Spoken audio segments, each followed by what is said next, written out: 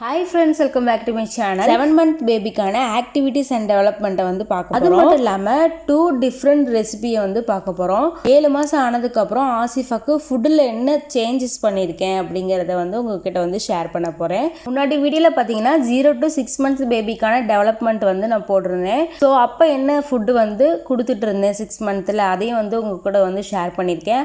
அந்த வீடியோக்கான லிங்க் பாத்தீங்கன்னா கீழ description boxல வந்து ஷேர் பண்றேன். இப்போ 7th month ஸ்டார்ட் ஆனதுக்கு அப்புறம் என்னென்ன ஆக்டிவிட்டீஸ் வந்து புதுசா பண்றாங்கன்னு பார்க்கலாம். நம்ம சேனலுக்கு நீங்க இப்பதான் ஃபர்ஸ்ட் டைம் வரீங்கன்னா சப்ஸ்கிரைப் பண்ண மறந்துடாதீங்க. சப்ஸ்கிரைப் பட்டனை கிளிக் பண்ணிட்டு கூடவே பக்கத்துல இருக்க பெல் பட்டனையும் வந்து கிளிக் பண்ணிக்கோங்க. அப்பதான் நான் போடக்கூடிய வீடியோக்கள் எல்லாமே உங்களுக்கு நோட்டிஃபிகேஷனா வந்துடும். வாங்க வீடியோக்குள்ள போகலாம். இப்போ டைம் பாத்தீங்கன்னா 7:30 ஆகுது. 8:30 கிட்ட ஆசிஃபா வந்து எந்திரிச்சிருவா. ஸோ அதுக்கு முன்னாடி நம்ம வந்து ப்ரிப்பேர் பண்ணி வைக்கலாம் அப்படின்னு சொல்லிட்டு இருக்கேன். இதுக்காக பாத்தீங்கன்னா நான் 1/2 kg ஓட்ஸ் வந்து நான் வாங்கி வச்சிருந்தேன். ஸோ அதை வந்து ஒரு பேன் நல்லா சூடானதுக்கு அப்புறம் அதில் நல்லா போட்டு லைட்டாக வந்து வறுத்துக்க போகிறேன். ஒரு 2 நிமிஷம் மட்டும் நல்லா வறுத்துட்டா குழந்தைங்களுக்கு வந்து அந்த வாசம் வந்து பிடிக்காது. ஸோ லைட்டாக வந்து வறுத்தா போதும். இப்போ நல்லா வறுபட்டுருச்சு. இப்போ நான் என்ன செய்ய போகிறேன்னா இதை நல்லா ஆற விட போகிறேன். ஓட்ஸ் நல்லா ஆறிடுச்சு. ஸோ இதை வந்து மிக்ஸி ஜாரில் போட்டு நல்லா கிரைண்ட் பண்ணிக்கலாம். 6 month பேபிக்குனா நீங்கள் ரொம்ப மையாக வந்து அரைக்கணும். இப்போ 7th month ஸ்டார்ட் ஆனதுனால லைட்டாக கொரன்னு இருக்கிற மாதிரி பார்த்துக்கோங்க. ஸோ நான் அப்படி தான் வந்து அரைக்க போகிறேன். வறுத்து வச்ச ஓட்ஸ் வந்து பார்த்திங்கன்னா 2 பாதியாக வந்து பிரிச்சுக்கிட்டேன். ஒரு தடவை மிக்ஸி ஜாரில் அரைச்சிக்கிட்டு மீதி பாதியை இன்னொரு தடவை வந்து அரைச்சேன். நம்ம பெரிய ஜாரில் அரைக்கிறதுனால பார்த்திங்கன்னா மேலே ஃபுல்லாக வந்து கொஞ்சம் அரையாமல் இருக்கும். கீழே வந்து பார்த்திங்கன்னா நல்லா மாவாக அரைஞ்சிரும். ஸோ அதனால் வந்து பார்த்திங்கன்னா கொஞ்சம் கிண்டி விட்டுட்டு அதுக்கப்புறம் வந்து அரைங்க. ஸோ ஒரு வழியை வந்து நான் அரைச்சி முடிச்சுட்டேன். இது நல்லா ஆறுனதுக்கப்புறம் வந்து பார்த்திங்கன்னா ஒரு ஏர்டைட் கண்டெய்னரில் வந்து நீங்கள் வந்து போட்டு வச்சுக்கலாம். நான் வந்து பார்த்திங்கன்னா முக்கால்வாசி வந்து அரைச்சிட்டேன். மீதி கால்வாசி வந்து இருக்குது ஓட்ஸு. ஸோ இதை வந்து பார்த்திங்கன்னா ஒரு பாக்ஸில் போட்டு நல்லா மூடி வச்சுக்க போகிறேன். குழந்தைங்களுக்கு மொத்தமாக வந்து செஞ்சு வைக்காமல் கொஞ்சம் கொஞ்சமாக ஒரு வாரத்துக்கு ஒரு தடவை அப்படின்னு வந்து செஞ்சு வச்சுக்கோங்க. ஒரு ஃபுட்டை வந்து நம்ம வந்து ஃபுல்லாக வந்து ஒரு வாரம் ஃபுல்லாக வந்து நம்ம கொடுக்க போகிறது கிடையாது. ஒரு 3 நாள் வந்து ஒரு ஃபுட்டு கொடுக்குறோம் அப்படின்னா அடுத்த 3 நாள் வந்து ஒரு ஃபுட்டை வந்து கொடுப்போம். ஒரேடே நீங்கள் 1 வீக் ஃபுல்லாக வந்து நீங்கள் கொடுத்துக்கிட்டே இருந்தீங்கன்னா குழந்தைங்களுக்கு வந்து சலிப்பு தட்டி போயிடும். ஸோ அதை வந்து சாப்பிட மாட்டாங்க 3 நாள் மேலே. ஸோ கொஞ்சம் டிஃப்ரெண்ட்டாக நீங்கள் வந்து ஏதாவது ஒன்று ஆட் பண்ணி டிஃப்ரெண்ட்டாக குழந்தைங்களுக்கு கொடுத்துக்கிட்டே இருக்கணும். ஓட்ஸை வந்து மீலாக எப்படி ப்ரிப்பேர் பண்ணி கொடுக்கலான்னு பார்க்கலாம். இதுக்கு வந்து பார்த்திங்கன்னா நான் 2 சின்ன கேரட்டு ஒரு உருளைக்கிழங்கு வந்து எடுத்து நல்லா கட் பண்ணி வச்சுக்கிட்டேன். இப்போ பெரிய கேரட்டாக இருக்குது அப்படின்னா நீங்கள் ஒரே ஒரு கேரட்டு ஒரே ஒரு உருளைக்கிழங்கு வந்து நீங்கள் எடுத்து வச்சுக்கோங்க. ஸோ இதை வந்து சின்ன சின்ன பீசஸாக வந்து நான் கட் பண்ணி எடுத்து வச்சுக்கிட்டேன். இப்போ வந்து பார்த்திங்கன்னா அடுப்பு மேலே ஒரு சட்டி வச்சுட்டு அதில் 1 கிளாஸ் அளவுக்கு தண்ணி ஊற்றிக்க போகிறேன். ஸோ தண்ணி ஊற்றிட்டு அடுப்பை ஆன் பண்ணி நம்ம கட் பண்ணி வச்ச வெஜிடபிள்ஸை வந்து இதில் ஆட் பண்ணிடலாம். கேரட்டு உருளைக்கிழங்கு எல்லாமே வந்து ஆட் பண்ணிடலாம். இதை தவிர பார்த்தீங்கன்னா பீன்ஸு பச்சை பட்டாணி இது கூட நீங்கள் வந்து ஆட் பண்ணிக்கலாம். இப்போ வந்து பார்த்தீங்கன்னா 4லேருந்து 5 ஜீரகம் வரை நான் வந்து எடுத்திருக்கேன். ஸோ இதையும் அதோட வந்து ஆட் பண்ணிவிட்டு நல்லா கொதிக்க விட போகிறேன். இப்போ வந்து பார்த்தீங்கன்னா ஒரு 10 நிமிஷம் ஆயிடுச்சு. சிம்மிலே வந்து கொதிக்க விட்டுட்டேன். ஸோ நல்லா வெந்துருச்சு காய். இந்த காயை மட்டும் வந்து பார்த்தீங்கன்னா நான் வந்து எடுத்துக்க போகிறேன். வெஜிடபிள்ஸை வந்து எடுத்ததுக்கப்புறம் வந்து பார்த்தீங்கன்னா கொஞ்சோன்னு வந்து தண்ணி இருக்குது மீதி. ஸோ இதோட வந்து பார்த்தீங்கன்னா 1/2 கிளாஸ் மட்டும் நான் தண்ணி வந்து ஊற்றிக்க போகிறேன். இதில் நம்ம அரைச்சி வச்ச ஓட்ஸை வந்து ஒரு 1/2 டீஸ்பூன் மட்டும் நம்ம வந்து சேர்த்துக்கலாம். இந்த அளவு வந்து கரெக்டாக வந்து இருக்கும். ஸோ இதை வந்து பார்த்திங்கன்னா நல்ல காய்ச்சி வந்து நம்ம எடுத்துக்கலாம். நமக்கு தேவையான கன்சிஸ்டன்சி வந்து வந்துருச்சு. ஸோ இப்போ வந்து பார்த்திங்கன்னா நல்லா ஆற விட்டு நம்ம எடுத்து வச்ச காய்கறியோடு சேர்த்து நம்ம வந்து நல்லா கிரைண்ட் பண்ணி எடுத்து வச்சுக்கலாம்.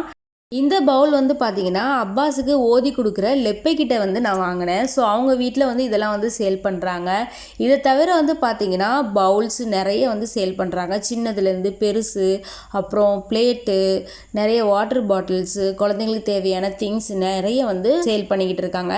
ஸோ உங்களுக்கு தேவையான வந்து ஆர்டர் பண்ணிக்கோங்க. நெக்ஸ்ட் வந்து பார்த்திங்கன்னா நம்ம அரைச்சி வச்சதை வந்து நல்லா ஆற விட்டுட்டோம். ஆற விட்டதுக்கப்புறம் நம்ம இந்த பவுலில் போட்டு நம்ம வந்து ட்ரான்ஸ்ஃபர் பண்ணிடலாம். ஓகே ஃப்ரெண்ட்ஸ், இதை வந்து நம்ம ஆசிஃபாக்கு வந்து நான் கொடுக்க போகிறேன். ஸோ ஃபஸ்ட் டைமாக வந்து கொடுக்குறதுனால அவர் ரியாக்ஷன் எப்படி இருக்குன்னு தெரியல. ஸோ கொடுத்து பார்ப்போம். நல்லா வந்து பிடிச்சிருந்துச்சி அப்படின்னா வந்து ரெகுலராக ஒரு 2 டைம்ஸ் வந்து நான் கொடுக்கலான்னு இருக்கேன். ஸோ அதுக்கப்புறம் அடுத்த மீல்ஸ் வந்து நம்ம வந்து ரெடி பண்ணி கொடுக்கணும்.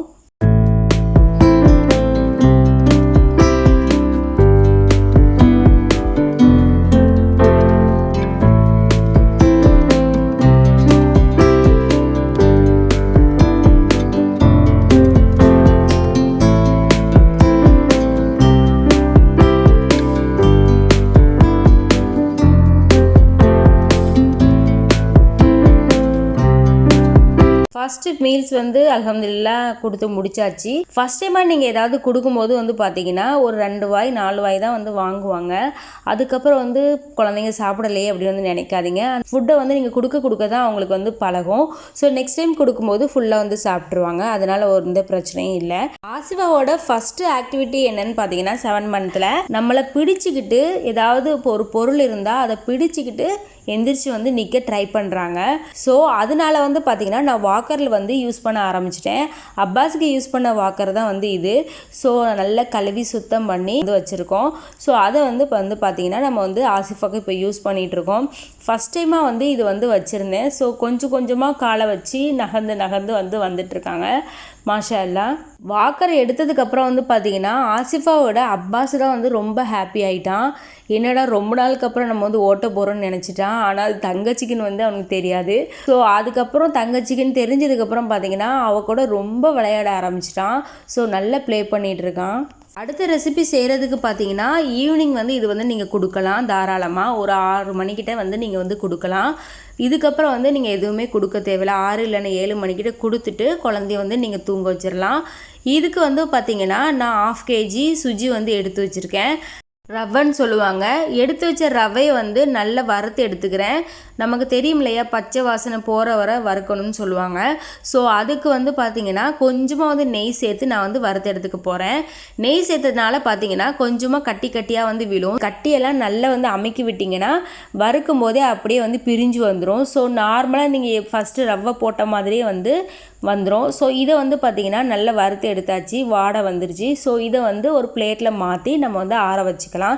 இதையும் வந்து பார்த்திங்கன்னா அதே மாதிரி ஒரு ஏர்டைட் கண்டெய்னரில் வந்து நான் போட்டு வச்சுக்க போகிறேன். இந்த ரெசிபி செய்கிறதுக்கு வந்து பார்த்திங்கன்னா 1/2 hour இல்லைன்னா 1 மணி நேரத்துக்கு முன்னாடியே 2 பேரிச்சம்பழம் வந்து ஊற வச்சுருக்கேன். ஸோ நல்லா ஊறினதுக்கப்புறம் வந்து பார்த்திங்கன்னா இந்த ரெசிபி வந்து செய்யலாம். குழந்தைங்களுக்கு கொடுக்கும்போது வந்து பார்த்திங்கன்னா நல்ல கருப்பாக வந்து இருக்கும் இல்லையா, அந்த பேரிச்சம்பழம் வாங்கிக்கோங்க. இது வந்து பார்த்திங்கன்னா சீட்லெஸ் தான் எனக்கு இப்போதைக்கு வந்து கிடச்சிச்சு. ஸோ ஒரு டைம் தானே யூஸ் பண்ணி பார்ப்போம் அப்படின்னு சொல்லிட்டு நான் வந்து யூஸ் பண்ணிகிட்ருக்கேன். ஆனால் இது முடிஞ்சதுக்கப்புறம் வந்து நான் சீடு உள்ளது தான் நான் வந்து வாங்குவேன். ஸோ அதுதான் வந்து நல்லது. ஸோ அதையும் நீங்கள் வந்து வாங்கி வச்சுக்கோங்க.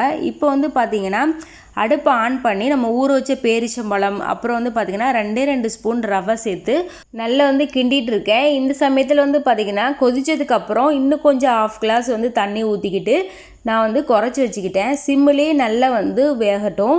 ப்ரெஸ்ட் மில்க்கு நீங்கள் கொடுத்துட்ருக்கீங்க அப்படின்னா நீங்கள் ப்ரெஸ்ட் மில்க்கு கூட நீங்கள் வந்து கொடுக்கலாம். ஆனால் ப்ரெஸ்ட் மில்க்கு வந்து நீங்கள் குக் பண்ணக்கூடாது.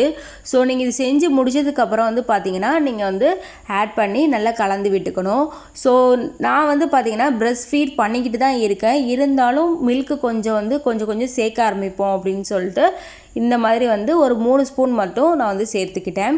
இதுவே வந்து நீங்கள் ஃபார்முலா மில்க் வந்து நீங்கள் கொடுத்துட்ருக்கீங்க அப்படின்னா ஃபார்முலா மில்க் பவுடர் இருக்கு இல்லையா, ஸோ அந்த பவுடரை கூட இதோட ஆட் பண்ணி நீங்கள் வந்து காய்ச்சலாம். ஸோ ஓரளவுக்கு வந்து நம்ம வந்து கன்சிஸ்டன்சி வந்து ரெடி ஆயிடுச்சு. இந்த சமயத்தில் வந்து பார்த்திங்கன்னா அடுப்பை வந்து நல்லா ஆஃப் பண்ணிக்கிட்டு மற்ற வச்சு நல்லா வந்து கடைஞ்சி விட்டுக்கிட்டேன். ஸோ உங்களுக்கு இனிப்பு கரெக்டாக இருக்கான்னு பாருங்கள். இனிப்பு வந்து பத்தலை அப்படின்னா நீங்கள் வந்து பார்த்திங்கன்னா லைட்டாக நாட்டு சர்க்கரை வந்து ஆட் பண்ணிக்கோங்க. குழந்தைங்களுக்கு கொஞ்சமாக இனிப்பு இருந்தால் போதும். ஸோ உங்களுக்கு பேரிச்சம்பழம் போட்டனால இனிப்பு இருக்க தான் செய்யும். சில பேரிச்சம்பழம் பார்த்திங்கன்னா இனிப்பு வந்து ஊறினதுக்கப்புறம் இருக்காது. ஸோ அதனால தான் வந்து நாட்டு சர்க்கரை லைட்டாக வந்து ஆட் பண்ணிக்கிட்டேன். ஸோ இப்போ வந்து பார்த்திங்கன்னா ஆசிஃபாக்கு வந்து கொடுக்க ஆரம்பிச்சிடலாம்.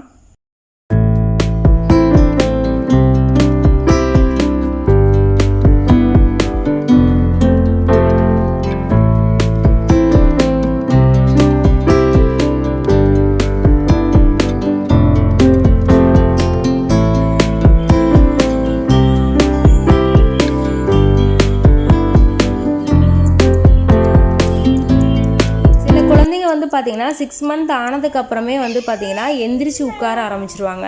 அப்படி உங்கள் குழந்தை வந்து எந்திரிச்சு உட்காரலை அப்படின்னா நீங்கள் இந்த மாதிரி வந்து ப்ராக்டிஸ் பண்ணலாம். ஸோ இந்த மாதிரி ப்ராக்டிஸ் பண்ணும்போது குழந்தைங்க வந்து அவங்களா எந்திரிச்சு உட்கார வந்து ட்ரை பண்ணுவாங்க. அது மட்டும் இல்லாமல் எந்திரிச்சு நிற்கவும் வந்து ட்ரை பண்ணுவாங்க. நெக்ஸ்ட்டு முக்கியமான ஆக்டிவிட்டிஸ் என்னென்னு பார்த்தீங்கன்னா 7 month ஆனதுக்கப்புறம் உங்கள் குழந்தைங்க பெருவிரலையும் ஆள்காட்டி விரலையும் பிடிச்சு ஒரு பொருளை வந்து தூக்குவாங்க. ஸோ தூக்க வந்து கற்றுப்பாங்க, இப்படி தான் பிடிக்கணும் அப்படிங்கிறத வந்து கற்றுப்பாங்க.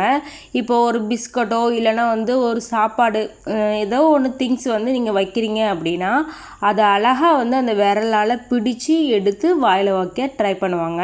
ஸோ அந்த மாதிரி வந்து பண்ணுவாங்க. இப்போ சொல்கிற ஆக்டிவிட்டீஸ்லாம் வந்து உங்கள் குழந்தைங்க பண்ணலை இன்னும் அப்படின்னா இதுக்கப்புறம் வந்து பண்ணுவாங்க. ஸோ அதுக்காக ஒரி பண்ணிக்க வேண்டாம்.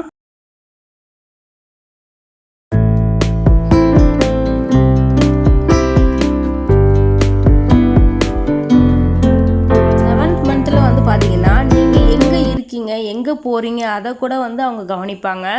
இப்போ ஒரு திங்ஸ் வந்து ஒரு இடத்துல வைக்கிறாங்க அப்படின்னா அதே இடத்துல தான் வந்து இருக்கும், இந்த இடத்துல தான் வந்து இந்த திங்ஸ் இருக்கும் அப்படிங்கிறத வந்து தெரிஞ்சு வச்சுப்பாங்க. ஸோ அந்த திங்ஸ் வந்து கேட்பாங்க.